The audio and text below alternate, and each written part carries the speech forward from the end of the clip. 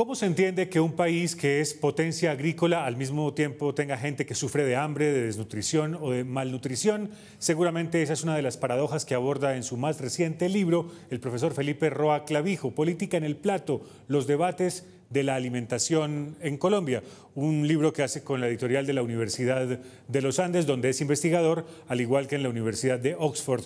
Desde Londres nos atiende profesor Roa Clavijo, bienvenido, ¿cómo le va? Hola Yamid, muchísimas gracias por la invitación, un saludo especial. Gracias a usted por aceptarla. ¿Cuál diría usted que es el hallazgo o el aporte más importante que hace su libro a este debate sobre la alimentación y la agricultura en nuestro país? Sí, Yamid, el mensaje principal del libro, como lo dice el título, es hay política en el plato. Lo que comemos y cómo llegan los alimentos a nuestra mesa, quién los está produciendo, quién gana y quién pierde, tiene muchos elementos políticos detrás de cámara que generalmente no vemos y sobre todo que generalmente no pensamos. Hay un debate muy importante sobre la alimentación en el país, es una debilidad, como usted bien lo está diciendo, pero también hay una gran potencialidad para nuestro país en materia de alimentación.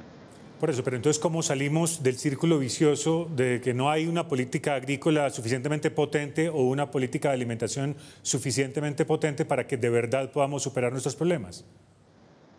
Hay una paradoja muy significativa en nuestro país y es que tenemos un gran porcentaje de la población en situación de hambre y de malnutrición. No solamente se trata de personas que no pueden acceder a los alimentos, sino de miles de personas que no pueden acceder a una dieta sana, saludable, que les permita tener una vida saludable.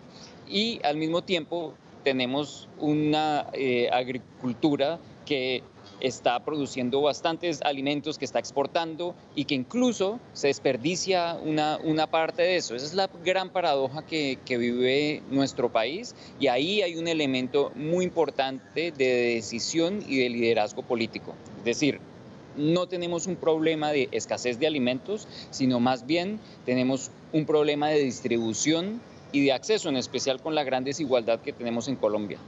Y otra vez entonces, ¿cómo rompemos ese círculo vicioso? Porque entonces si tenemos alimentos que estamos exportando, pero hay gente que padece de hambre o importamos un montón de alimentos de otros países cuando podríamos cultivarlos, ¿cómo se resuelve eso? Eso no tiene una respuesta sencilla, no hay una única forma de solucionar este problema, Yamid. Necesitamos primero una colaboración muy significativa, no solamente proveniente del gobierno nacional, de los gobiernos departamentales y de los gobiernos municipales, sino también del sector privado y de la sociedad civil. Es decir, si no trabajamos juntos en el tema de la alimentación, no podemos salir adelante para superar la grave situación de inseguridad alimentaria que hay en el país principalmente. Ahora, necesitamos en ese contexto políticas públicas y no solamente la formulación de políticas públicas, sino su implementación y una inversión no solamente en el agro, sino en buscar cómo conectamos esa gran productividad que tenemos con la gran demanda de alimentos que hay hoy en día en las ciudades y pues en las zonas rurales también. ¿En nuestra propia historia o en las buenas prácticas de otros países podríamos encontrar la respuesta? ¿Hay algún ejemplo que nos sirva de guía?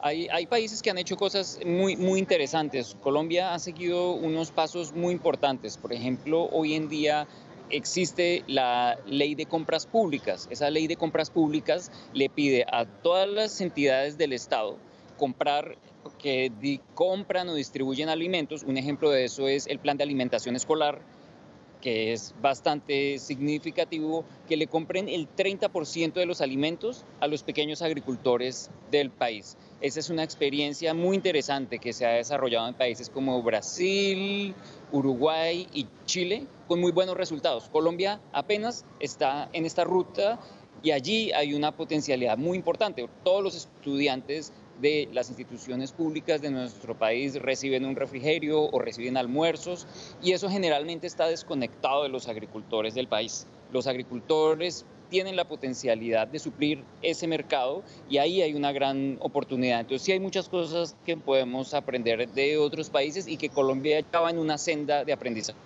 Y hay algo inmediato que pudiéramos hacer incluso aquí cerquita. Es que mire usted la paradoja de lo que acabamos de ver en el Sumapaz, una localidad que es parte integral de Bogotá, pero que a veces se siente como si fuera otro país y los campesinos de allí ni siquiera sienten cerquita los más primarios bienes básicos.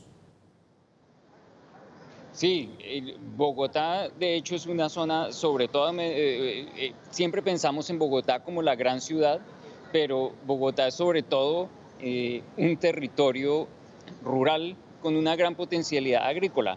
No todos los alimentos que consumimos en Bogotá pueden venir de Bogotá, la zona rural de Bogotá no está en capacidad de proveer todos los alimentos, pero sí tenemos una gran potencialidad en la región central, departamentos como Cundinamarca, como Tolima, y como Boyacá son grandes abastecedores de alimentos para Bogotá. Entonces, una clave súper importante es que haya conectividad y que haya una muy buena política de alimentación y abastecimiento que pueda conectar esos circuitos de producción con la gran demanda que existe por alimentos en las grandes ciudades del país.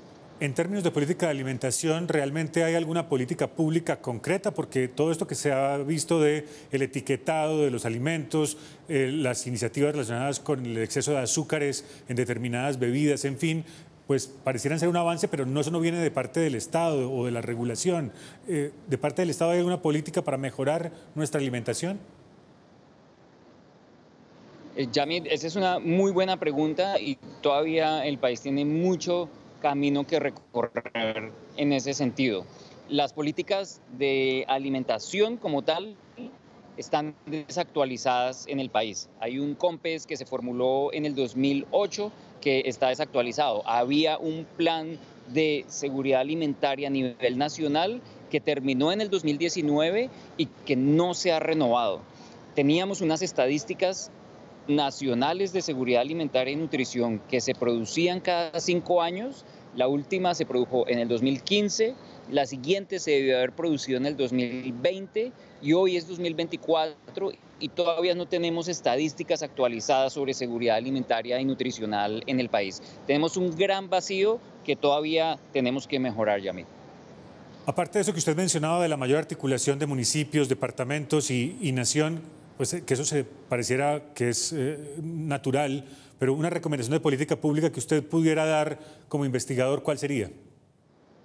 Sí, mi principal recomendación es poder tener unos planes que identifiquen acciones en el corto, mediano y en el largo plazo, Yamit. La implementación del acuerdo de paz, en especial los programas de desarrollo con enfoque territorial, nos pueden dar muy buenas pistas y yo creo que tenemos que escuchar a la gente, escuchar a las comunidades que están en el territorio. Las zonas cocaleras están pasando por una situación muy grave de inseguridad alimentaria, otras zonas afectadas por el verano o por el entrante fenómeno de la niña. Tenemos que escuchar mucho a las comunidades para saber qué es lo que está pasando. En especial, tenemos que focalizar las zonas rurales del país, que es donde está el mayor porcentaje de las personas que están en situación de seguridad alimentaria, y de entre de esos a las mujeres, que son las más pobres entre los pobres y son quienes más sufren de inseguridad alimentaria.